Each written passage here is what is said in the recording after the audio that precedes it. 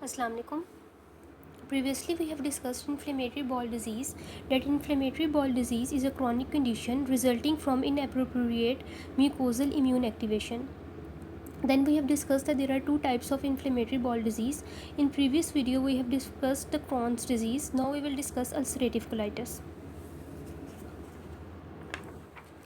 Ulcerative colitis is an inflammatory bowel disease which affects mainly the last part of the intestine. It mainly affects the anus, the rectum, and the sigmoid colon. Sometimes the disease may extend up to the transverse colon, and it may involve whole of the colon. If it is involving whole of the colon, then it is known as pancolitis. But if it is only involving some part of the colon, then it is known as ulcerative proctitis or ulcerative proctosigmoiditis. Normally, in case of ulcerative colitis, small intestine is not involved, but if the disease is severe, then there may be some inflammation in the small intestine. In ulcerative colitis, skip lesions are not present, which was present in case of Crohn's disease. There are also no fissures or fistulas or perforations as that of in Crohn's disease. When we talk about the gross appearance of the intestine in case of ulcerative colitis, then the mucosa of the intestine appears slightly red and granular. In case of Crohn's disease, we have discussed that there is transmural inflammation and all the layers of the intestinal wall are involved. But in ulcerative colitis, there is only inflammation of the mucosa. So there is no thickening of the intestinal wall as that of Crohn's disease. There is no thickening of the intestinal wall. Only there is a slightly red appearance of the mucosa, and the mucosa appears slightly granular.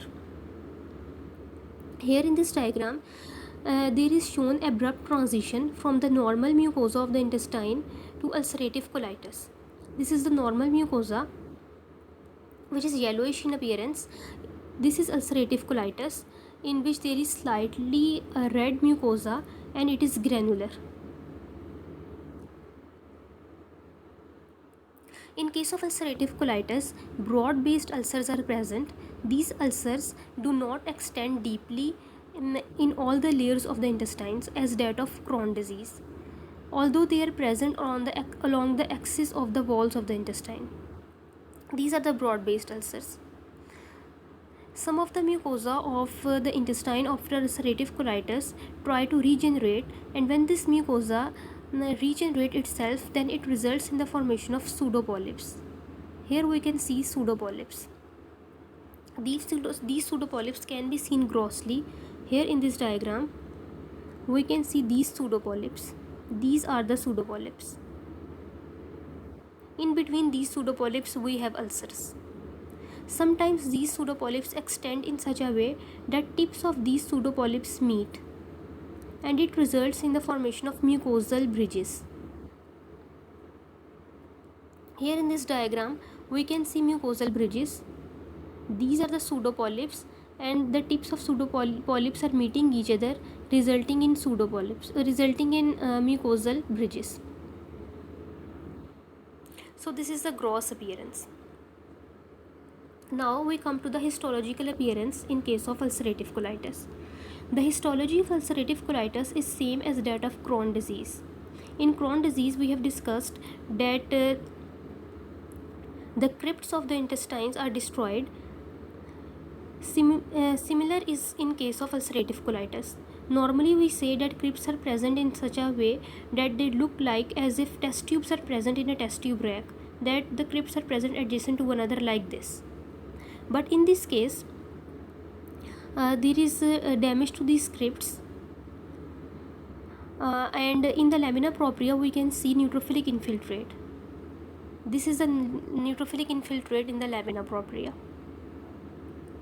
In addition to this neutrophilic infiltrate in the lamina propria, these neutrophils are also present in the crypt epithelium. When these neutrophils are present in the crypt epithelium, then this is known as cryptitis, and when these neutrophils are present in the lumen of the crypts, then this is known as crypt abscess. So this is the histological appearance There are damage to the crypt. There is damage to the crypts. There is neutrophilic infiltrate in lamina propria. There is cryptitis and crypt abscess. These are all the histological features. One point should be kept in mind that in case of ulcerative colitis, there is no non-caseating granuloma formation which was present in case of Crohn disease. This is again the histological appearance. Here we can see a crypt. This is the cross section of a crypt, and in the lumen of the crypt there are neutrophils, so this is crypt abscess. Here we can see there is metaplasia in such a way that normal crypts which are having the intestinal epithelium, their epithelium is converted into the epithelium of the stomach. So there is metaplasia.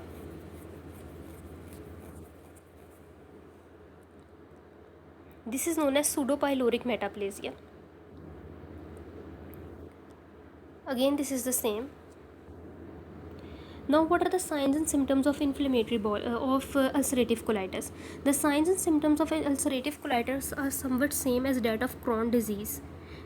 There are mouth ulcers, there is uveitis, there are skin lesions, there are ankylosing spondylitis, migratory polyarthritis, and there is an important point should be kept in mind that primary sclerosing cholangitis is very important in case of ulcerative colitis, which is present in 2.5 to 7.5% of the individuals with ulcerative colitis.